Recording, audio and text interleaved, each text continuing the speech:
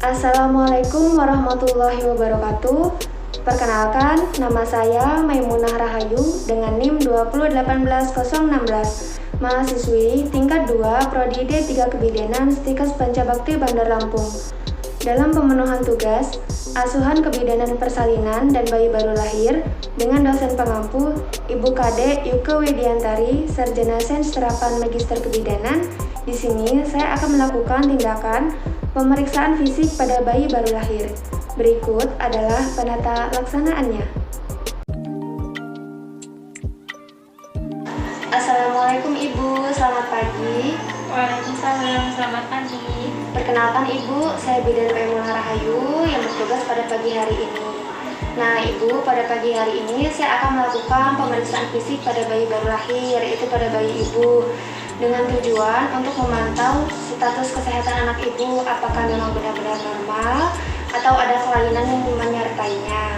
Nah Ibu, pemeriksaan fisik ini juga sebagai salah satu upaya untuk mendeteksi adanya kelainan atau adanya abnormalitas pada kesehatan bayi Ibu. Apakah Ibu mengizinkan? Iya, saya izinkan. Baik, jika Ibu mengizinkan, saya akan melakukan persiapan ruangan, peralatan, dan akan melakukan tindakan ya Bu ya. Iya, Bu.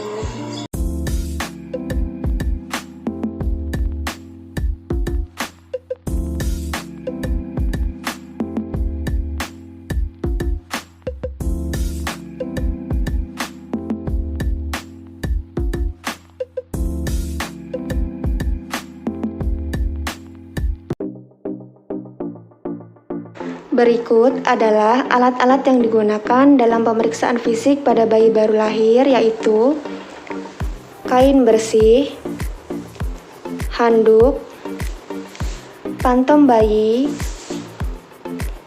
hand sanitizer sebagai pengganti air bersih dan sabun, kemudian ada jam tangan, meteran atau metlin untuk mengukur lingkar kepala bayi, termometer, handscoon, stetoskop, alat pengukur tinggi bayi, dan timbangan berat badan bayi. Sebelum melakukan tindakan, alangkah lebih baiknya kita melakukan cuci tangan dengan 6 langkah menggunakan hand sanitizer.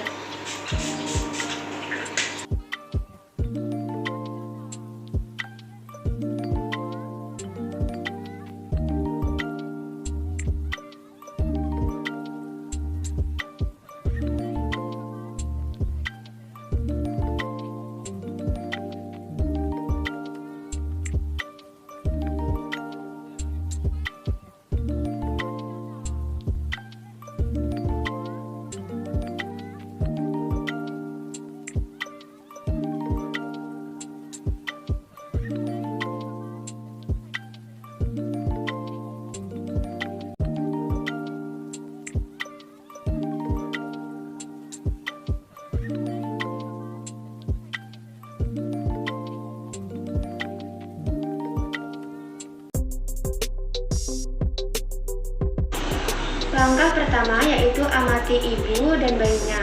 Minta ibu untuk melakukan kontak mata. Ibu lakukan kontak mata dengan bayinya ya Bu ya. Baik, Bu.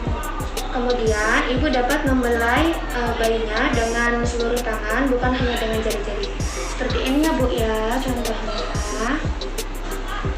Ibu dapat mengulanginya. Bagus. Sudah baik ya Bu ya. Kemudian ibu dapat membuka pakaian bayinya, Ibu. Iya, Bu.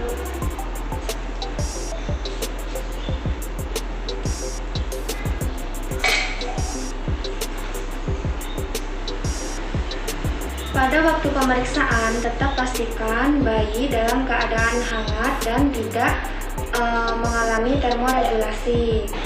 Kemudian untuk mempermudah pemeriksaan fisik pada bayi baru lahir, ibu dapat meletakkan bayi ibu di meja pemeriksaannya Bu ya. Iya, Bu.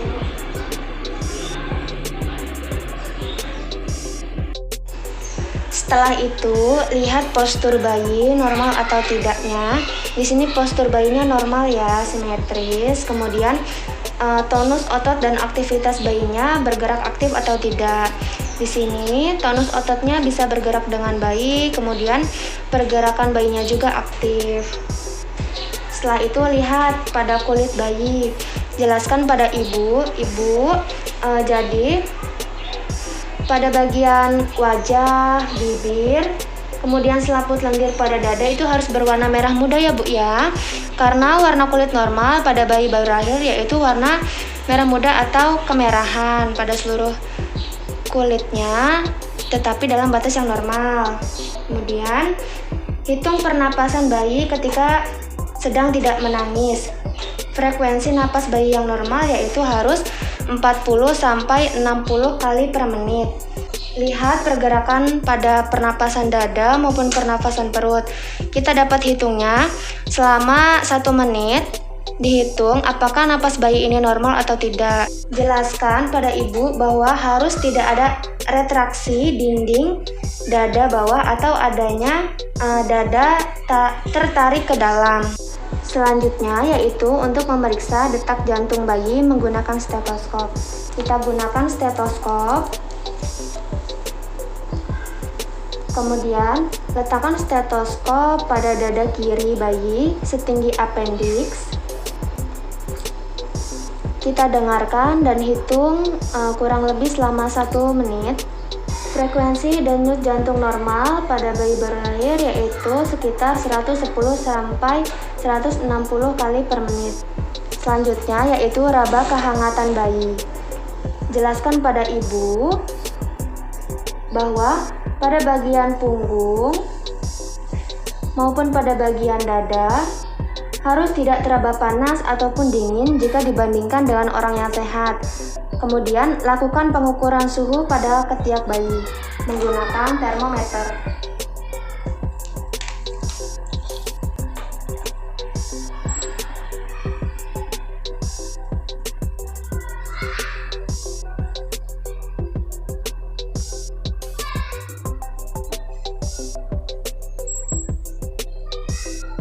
Suhu tubuh yang normal yaitu sekitar 36,5 sampai 37,5 derajat Celcius.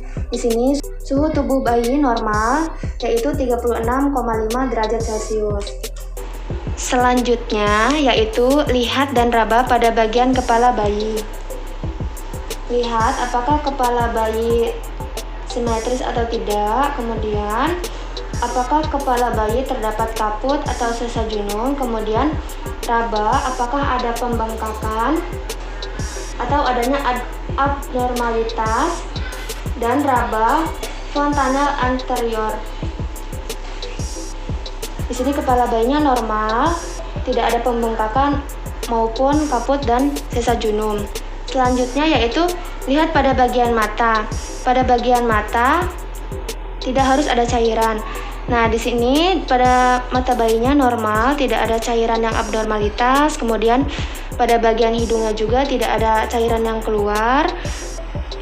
Kemudian pada bagian telinganya juga simetris dan tidak ada cairan abnormalitas yang keluar pada telinga bayi. Kemudian yaitu pemeriksaan yang selanjutnya, pemeriksaan pada bagian dalam mulut seperti pada bagian lidah, selaput lendir jika bayi menangis. Masukkan 1 jari menggunakan sarung tangan ke dalam mulut bayi untuk meraba langit-langit apakah ada bagian yang terbuka. Kemudian nilai kekuatan hisap bayi. Di sini kekuatan menghisap bayinya cukup bagus ya, cukup kuat. Kemudian lihat dan raba pada bagian perut untuk memastikan perut bayi terasa lemas. Di sini perut bayinya bagus ya, terasa lemas. Kemudian lihat pada bagian tali pusat apakah ada pembengkakan, perdarahan maupun adanya keluar bau yang tidak enak atau ada kemerahan pada kulit di sekitarnya. Di sini karena ini pada bayi baru lahir jadi tali pusatnya masih basah, namun tidak ada kemerahan maupun pembengkakan serta tidak adanya bau. Selanjutnya yaitu raba pada bagian punggung dan tulang belakang bayi.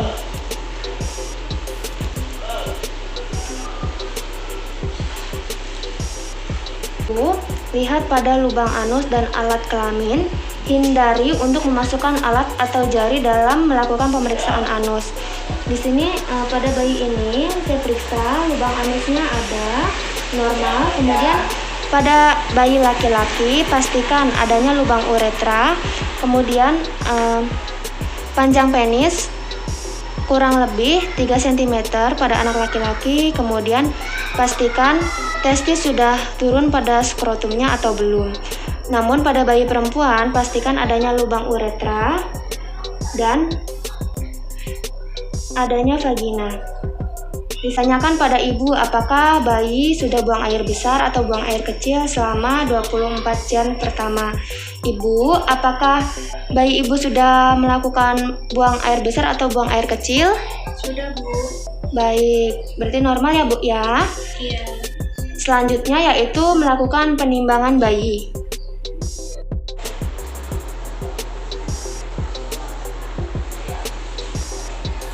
Lakukan penimbangan bayi dengan bayi dalam keadaan tidak menggunakan pakaian, karena jika menggunakan pakaian maka akan mempengaruhi berat badan bayi. Di sini berat badan bayinya normal ya, 3 kg.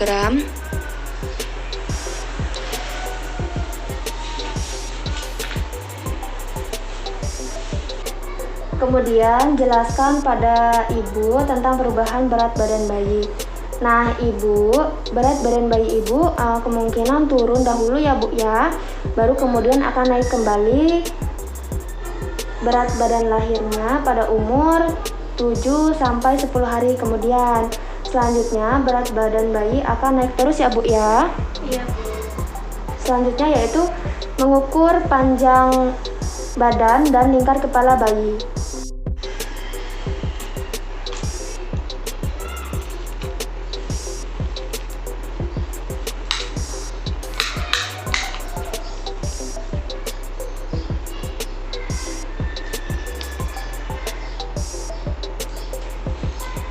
Di sini lingkar kepala bayinya normal ya, 33 cm. Kemudian kita ukur tinggi badan bayi.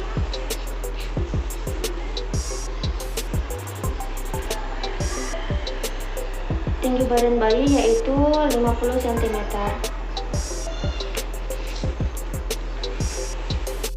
Selanjutnya yaitu kita rapikan kembali bayi.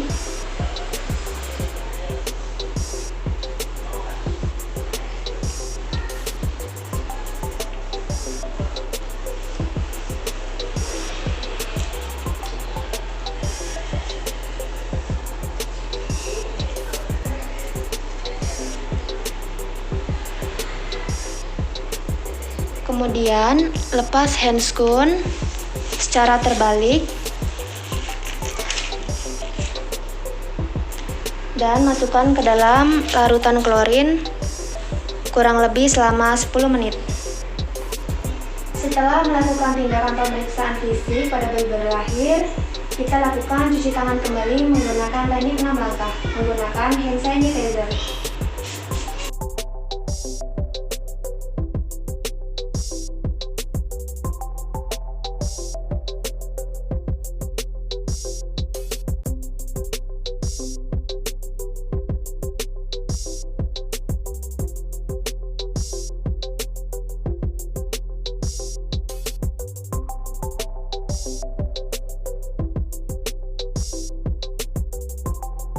Nah ibu, untuk pemeriksaan fisik sudah selesai, tadi saya lakukan ya Bu ya.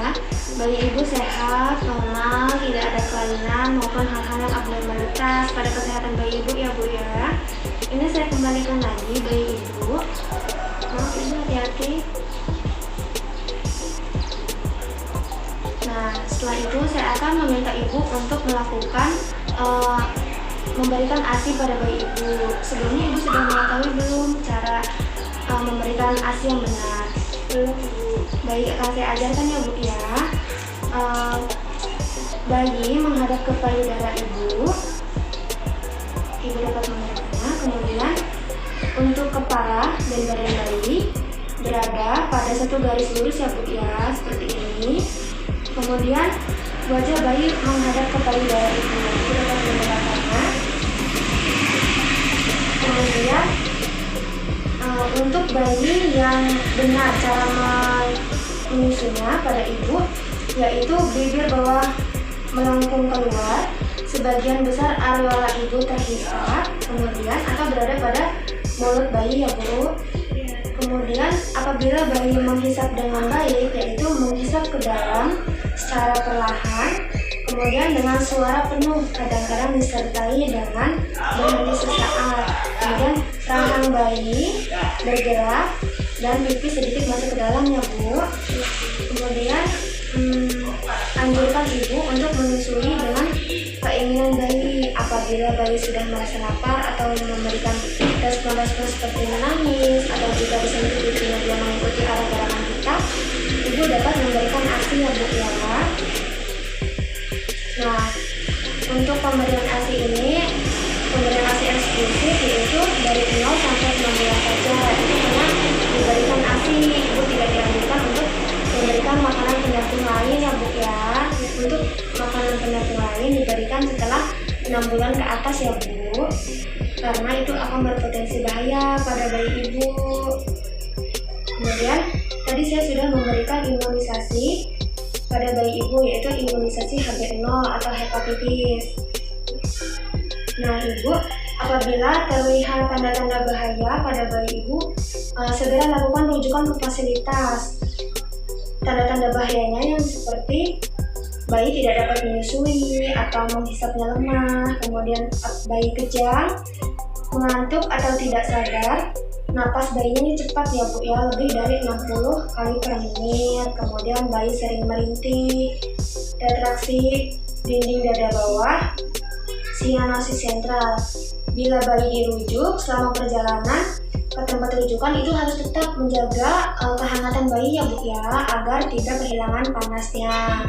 Kemudian tetap berada dalam kontak kulit sama ibu, atau dengan istilah lain dengan metode kanguru ya Bu ya. Kemudian bayi harus tetap diselimuti dan memakai topi, terlindung dari sinar matahari, dan harus tetap diberikan ASI ya Bu ya.